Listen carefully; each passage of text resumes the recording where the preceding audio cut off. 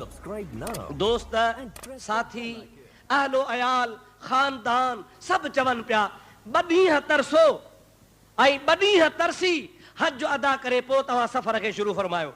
हज़रत इमाम हुसैन आली मक़ाम रज़ी अल्लाह ताला नो जवाब ॾिनो आहे।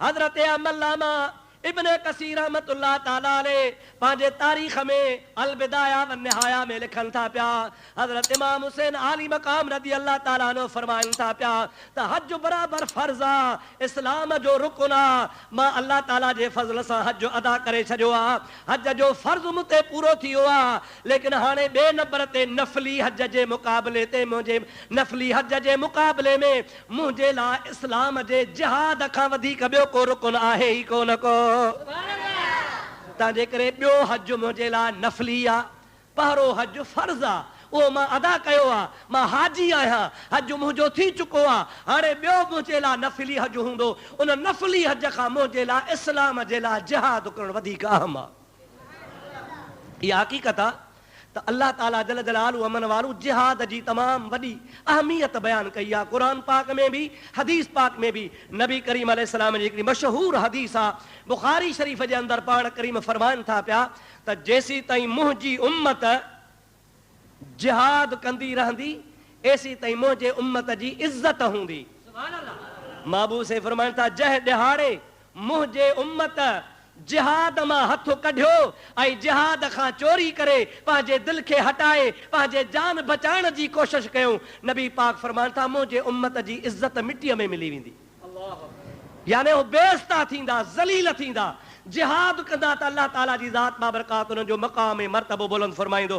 अवां इस्लाम जे तारीख़ ते गौर कंदव त जिहाद उहा अहम शइ आहे जंहिं मुस्लमाननि जो पूरी रूह ज़मीन ते धाको विहारे छॾियो। अल्लाह जे दीन जे बुलंदी जे वास्ते, ला इलाहा इल्लल्लाह मुहम्मद रसूलुल्लाह जे सरबुलंदी जे लाइ, क़ुरान करीम जे हिफ़ाज़त जे लाइ मुस्लमाननि जिहाद कयो त ख़ुदा हुननि जी इज़त आबरू वधायो। जिहाद खां कमज़ोर थियासीं, जिहाद खां जान चोराईसीं, मुजाहिद ख़तम थी विया, नतीजो तव्हां ॾिसो पिया नाले जा मुस्लमान आहियूं पर अदा हक़ीक़ी मुस्लमानी वारो रूह असां मां ख़तम थी वियो आहे। त हज़रत हुसैन आली मक़ाम जिहाद जे अहमियत ख़ातिर हज खे पोइते करे जिहाद जे वास्ते ख़ुदा जे राह में निकिरी पियो आहे। अल्लाह ताला जी ज़ात बाबरकात पंहिंजे पाक कलाम इरशाद फरमायो आहे या अय्युहल्लज़ीना आमनू हल अदुल्लुकुम अला तिजारतिन तुनजीकुम मिन अज़ाबिन अलीम। ऐ ईमान वारो मां अल्लाह तव्हांखे ॾस थो ॾियां हिकिड़े वापार जो जेको वापार तव्हांखे अल्लाह पाक जल जलालहू जे अज़ाब दर्दनाक खां बचाईंदो, यानी दर्दनाक अज़ाब खां उन वापार जे ज़रिए बचंदव। मौला उहो कहिड़ो वापार आहे? वापार में त ॾोकड़ मिलंदा आहिनि, वापार में दौलत मिलंदी आहे। ही कहिड़ो वापार आहे जंहिंजे करे तूं असांखे चवीं थो त दर्दनाक अज़ाब खां बचंदव? ख़ुदा ताला फरमाए थो तुमिनून बिल्लाहि व रसूलिही व तुजाहिदून फी सबीलिल्लाहि बिअमवालिकुम व अनफुसिकुम। पहिरों पहिरों अल्लाह सां वापार इहो कयो जो तव्हां सभु चओ ला इलाहा इल्लल्लाह मुहम्मदुर रसूलुल्लाह, ईमान आणियो।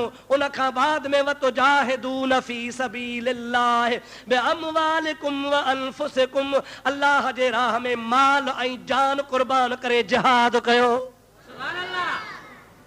तुजाहिदून फी सबीलिल्लाह, अल्लाह जे राह में जिहाद कयो। बिअमवालिकुम व अनफुसिकुम, माल भी ॾियो, जान भी ॾियो। ज़ालिकुम खैरुल लकुम इन कुंतुम तालमून, इहो तव्हांजे लाइ तमामु भलो आहे। हज़रत हुसैन आली मक़ाम रज़ी अल्लाह ताला अन्हु जी ज़ात बाबरकात खे क़ुरान पाक जे हिन आयत ते मथां नज़र हुई। अल्लाह जे राह में जिहाद जे लाइ हज जहिड़े रुकन खे तोड़े नफ़ली हो पर हज वॾी ॻाल्हि आहे, उनखे बि छॾे करे हज़रत इमाम हुसैन आली मक़ाम मके खां कूफे रवानो थियो। काॾे रवानो थियो?